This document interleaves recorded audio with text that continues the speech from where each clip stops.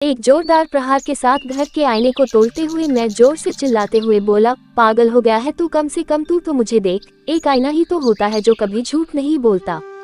और तेरे भी नखरे हो रहे हैं। पूजा भागते हुए आई और टूटे हुए शीशे को हैरानी से देखते हुए मम्मी को आवाज लगाते हुए बोली, माँ कोई भी नहीं है कमरे में, और ये शीशा पता नहीं कैसे टूट गया। बिल्ली होगी कोई, बैग के नीचे छिप गई होगी, ध्यान से देख, मम्मी ने अंदर से आवाज दी। पूजा ने बिल्ली का नाम सुना तो ऐसे डर के भागी कि मुझके हंसी ही आने लगी। मैं उसके पीछे भागते हुए गया। अरे नहीं है बिल्ली, कहाँ भाग रही है? पूजा भागते भागते रुक गई और अजीब सहूलियत के साथ पीछे मुड़कर देखा, जैसे सब कुछ सुन लिया होगा। मैं खुश हो गया, मुझे लगा कोई तो मुझे सुन पा रहा है। पूजा, मैं हूँ तुम्हारा ध्रुव। हाँ पूजा, मैं तुम्हारा ध्रुव, कहते हुए मैं पूजा की तरफ गया। पूजा मेरे लिए नहीं रुकी थी, दरवाजे पर उसकी चुनरी फंस गई थी।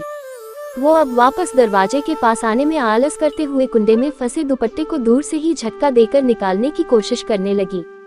मैंने दरवाजे के पास जाकर धीरे से उस दुपट्टे को दरवाजे से निकाला और धीरे धीरे उसके पास ले जाने लगा, लेकिन उसने मेरे पास पहुंचने का इंतजार बिना किए किचन की तरफ दौड़ लगा ली। मैं भी दुपट्टे का दूसरा छोर पकड़े उसके पीछे पीछे भागने लगा। पूजा और उसकी लहराती चुनरी किचन में माँ के पास पहुंची। तेज भागने की वजह से किचन में भी ब्रेक नहीं लगा और माँ से जा टकराए। मैंने अपना माथा ठनका, अब तो खाएगी ये डांट, बावली लड़की है ये तो, भला बिल्ली से इतना कौन डरता है? क्या हो गया तुझे, एक क्या भाग रही है? बिल्ली ही होगी कोई, बाग तो है नहीं, माँ ने कहा और अपनी बहू को संभालते हुए हंसने लगी। पूरा शीशा टूट गया है, पता नहीं कैसे, जरूरी थोड़ी बिल्ली ही होगी, पूजा बोली। तू फौजी की बीवी होकर इतनी डरपोक क्यों है? छिपकली, कॉकरोच और चूहे तो जैसे कोई आतंकवादी है तेरे लिए, और कारतूस लेकर तेरे पीछे भाग रहे होंगे। हाँ, आज आएगा ध्रुव तो बोल देना कि पहले घर के आतंकवादियों का सफाया करो, बॉर्डर की तो करते ही रहते हो, माँ बोली। पूजा भी हल्की मुस्कुराहट के साथ चूल्हे में चढ़ाई खीर को चम्मच से हिलाने लगी। कितनी खुशी है दोनों में मेरे आने की, और मैं सुबह से थक गया दोनों को ये बताते बताते कि मैं आ गया हूँ। कब से तो आगे पीछे घूम रहा इनके, लेकिन नहीं, इनको मुझसे कोई मतलब नहीं है, मेरे लिए पकवान बनाने से मतलब है। तू इसको मत हिला, जाकर फोन कर ध्रुव को। कल रात को हुई थी बात तो बोल रहा था सुबह 8 बजे तक आ जाऊंगा, नाश्ता तैयार रखना। 8:45 बजे गए हैं, माँ ने कहा। सुबह से 4 बार कर लिया फोन, लेकिन वो नहीं उठा रहे हैं। मेरे तो गुड मॉर्निंग का भी जवाब नहीं दिया। आने दो उनको, मैं तो बात भी नहीं करूंगी, पूजा ने कहा। सोया होगा गाड़ी में, जाम लगा होगा, जानबूझकर थोड़ी इग्नोर करेगा। तू एक बार और कर फोन, जा मेरे फोन से कर ले, माँ ने कहा। पूजा ने फ्रिज के ऊपर से माँ का फोन उठाया और मेरा नंबर डायल करते हुए मिलाने लगी। मैं मुस्कुराते हुए सोचने लगा कि पूजा को मेरा नंबर याद रहता है, वो अपने फोन से भी मुझे नंबर डायल करके फोन करती है, जबकि नंबर सेव रहता है और कॉल हिस्ट्री में भी पहले या दूसरे नंबर पर रहता है, फिर भी आदत से मजबूर। घंटी जा रही है, लेकिन उठा नहीं रहे। घंटी की आवाज सुनकर मैंने जेब को टटोला तो मेरे जेब में फोन नहीं था। संदेशे आते हैं वाले गाने की सीटी मुझे इतनी पसंद थी कि मैंने रिंगटोन पर वही लगाया था। शायद मेरे फौजी होना भी एक कारण था, और उस गाने से मुझे बहुत लगाव था। फोन की रिंगटोन की आवाज गूंज रही थी एक सुनसान जंगल में।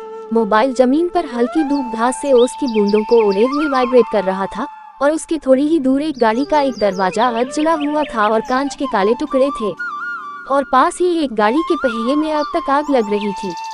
रिंगटोन की आवाज कानों में गूंज रही थी क्योंकि मैं अभी मोबाइल के पास जा चुका था। मोबाइल के पास जलती हुई गाड़ी और झाड़ियों में फंसी कुछ लाशों को देखकर मैं हैरान था। मोबाइल को पास जाकर देखा तो मेरी माँ का फोन आ रहा था, और मैं जानता था कि मेरी पत्नी पूजा कर रही है। उन्हीं लाशों में खुद को देखकर मैं जया से चिल्लाया, नहीं, मेरी नहीं। बोलने की आवाज पूरे इलाके में गूंजी थी, वो भी सिर्फ मेरे लिए। मैं चारों तरफ गर्दन घुमाते हुए धीरे से खुद की लाश के पास गया और उसे उठाने लगा।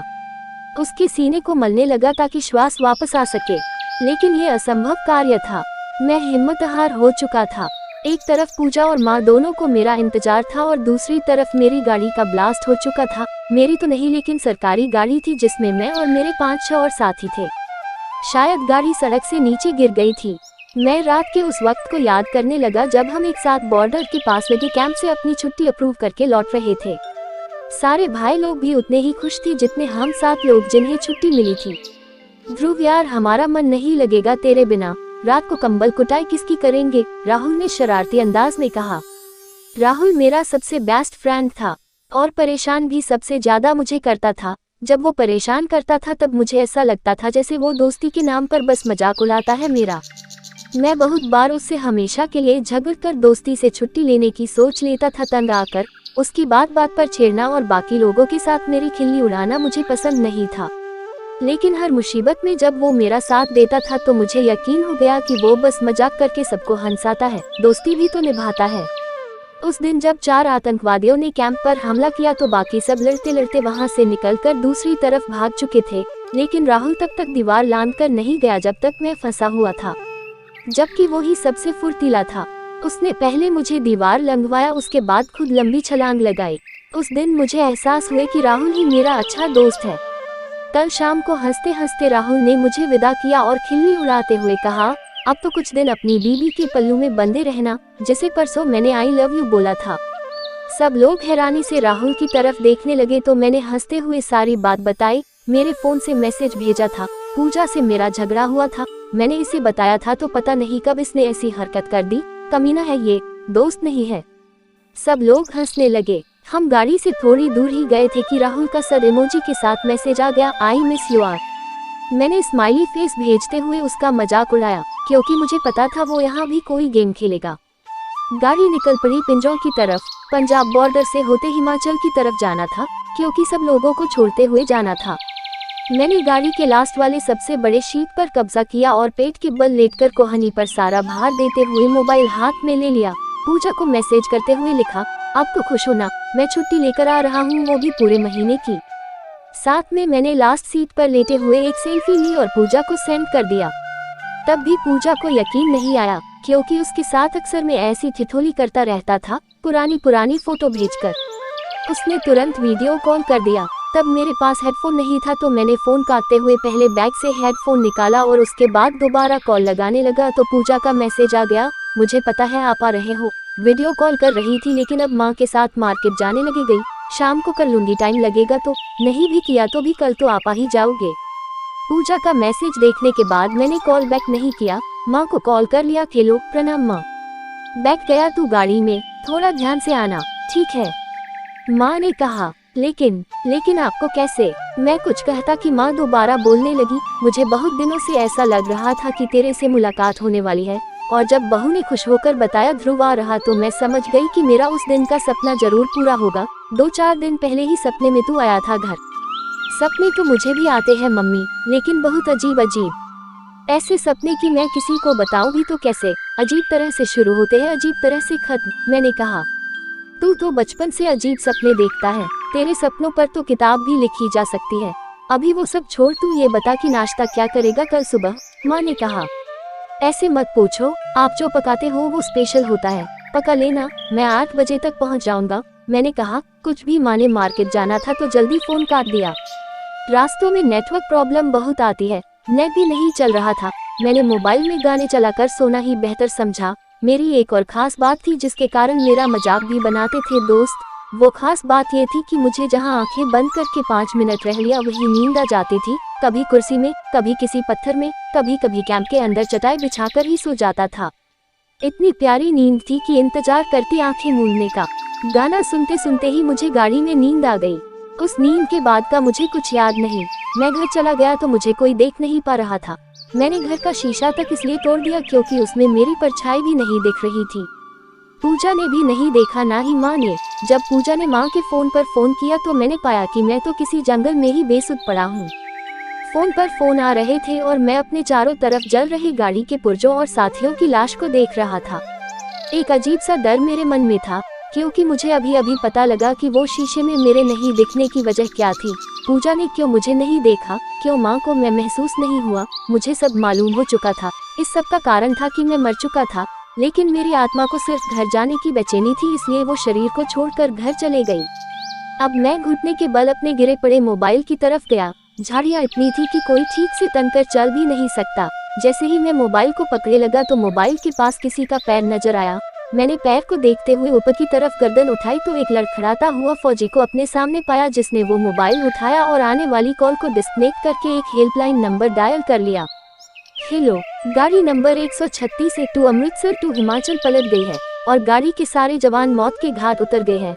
मैं ही बच गया क्योंकि जब गाड़ी पर आतंकवादियों का हमला हुआ था तब मैं गाड़ी में नहीं था।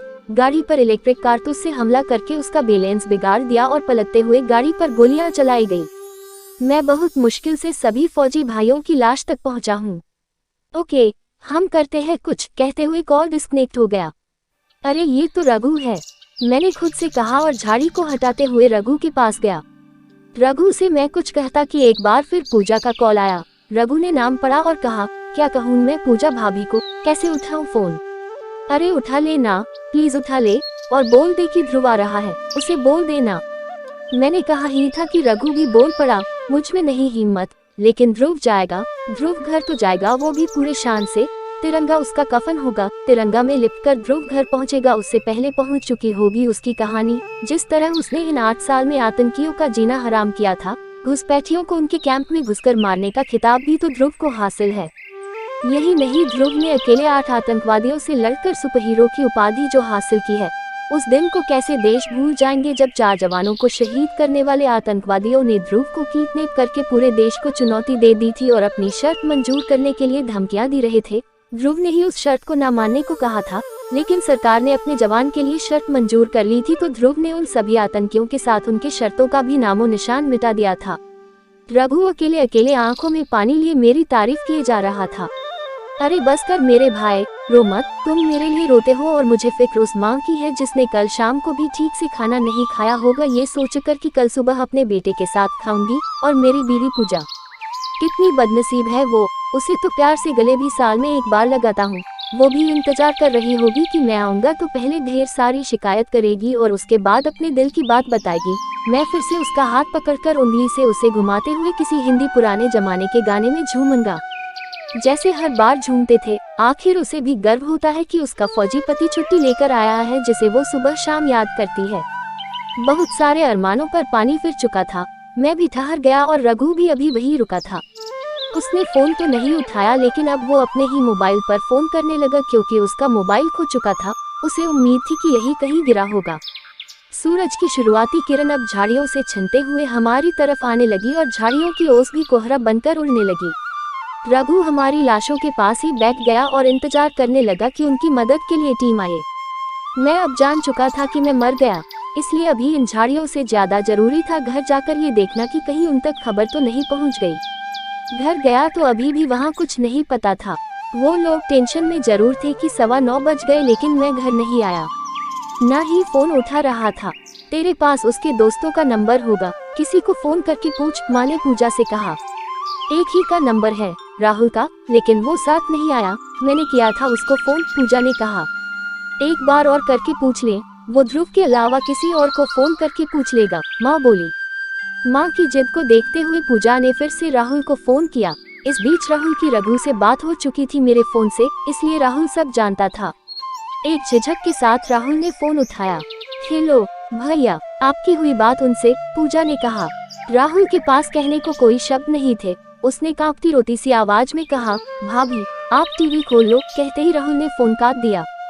टीवी खोल लो सुनते ही पूजा सुन्न पड़ गई। एक तरफ राहुल की दर्द भरी आवाज और ऊपर से उसने कुछ बताया भी नहीं। पूजा की हिम्मत ही नहीं हुई टीवी खोलने की, फिर भी वो आगे गई और टीवी खोलते हुए सोफे में बैठ गई। पूजा को शांत देखकर माँ की चीख निकल आई। सुबह सुबह शीशे के टूटना पहले ही अपशगुन हुआ था, ऊपर से उसकी दाएं आंख सुबह से फड़क रही थी, जिसे वो सिर्फ इसलिए इग्नोर कर रही थी क्योंकि हमेशा अच्छा और पॉजिटिव सोचना चाहिए।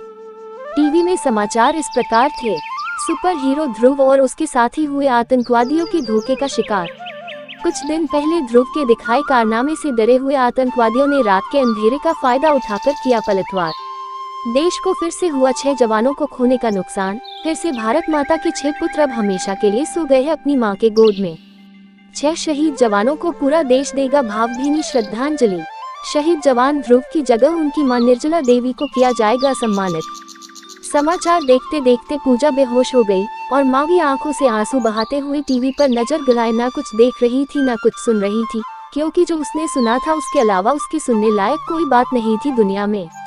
समाचार के शौकीन पड़ोसी लोग भी खबर सुनकर हमारे घर आने लगे थे। बस एक गाड़ी हॉर्न दे देकर लगातार चल रही थी और एक मोबाइल जो बार बार रिंग हो रहा था, कि सीट के नीचे की तरफ लगता हेडफोन और बैग के ऊपर रखा हुआ सिर, सब बस के स्लो मोशन चलने से उत्पन्न कंपन से कांप रहे थे और पसीने से भरा हुआ ध्रुव आंखों से आंसू बहा रहा था। फिर अचानक एक तेज ब्रेक से ध्रुव शीट से नीचे फिसल गया। बेइज्जती के डर से एकदम उठा और देखने लगा कि किसी ने उसे गिरते हुए देखा तो नहीं, वरना फिर से खिल्ली उड़ाने लगेंगे। शुक्र है सब मजे से सो रहे थे, बस ड्राइवर जागा हुआ था। खिड़की से बाहर झांकते हुए उबासी लेकर ध्रुव छत से बैठ गया।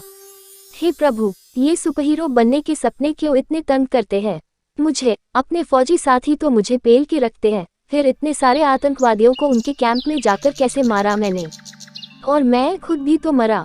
बेकार, आज वाला सपना तो बिल्कुल ही बेकार था। कहते हुए ध्रुव ने हेडफोन कान में डालते हुए पूजा को फोन किया। हेलो, उठ गई या सोई हो अभी? नींद ही किसे आई, पता नहीं जब आपने आना होता है तो नींद कहाँ गायब हो जाती है, पूजा ने कहा। अरे लेकिन अभी तो सुबह के 5 बज रहे हैं, पूरे 3 घंटे हैं मेरे आने में, और बस की रफ्तार जैसी है उस हिसाब से तो 4 भी लग सकते हैं, ध्रुव ने कहा। आपके लिए नाश्ता भी तो पकाना है, मम्मी तो सुबह से ही किचन में खटबट करने लगी है, शायद कुछ स्पेशल बनाएंगे आज, पूजा ने कहा। चलो आराम से बनाओ, मैं भी आराम से आ रहा। और हाँ, घर आकर तुम्हें आज वाला सपना बताऊंगा। आज तो सपना मेरा इतना खतरनाक था कि जब उठा तो पूरी आंखें भीग गई थी, ध्रुव ने कहा। ऐसा भी क्या देख लिया, चलो घर आकर बताना, मैं भी कुछ काम कर लेती हूँ, पूजा ने कहा। ओके बाय, ध्रुव ने कहा और फोन काट के आंखें बंद कर ली। बाकी सारे साथी सोए हुए थे। अब ध्रुव को नींद नहीं आ रही थी, वो उस अजीब सपने के बारे में सोच रहा था। माँ सही कहती है, मेरे सपनों पर बुक लिखी जा सकती है। एक बार फौजी से रिटायर्ड हो जाऊं, फिर लिखूंगा अपने सारे सपनों को, कहते हुए ध्रुव सोने की कोशिश करने लगा। बस के झटके और सफर, साथ में फिर एक नया सपना।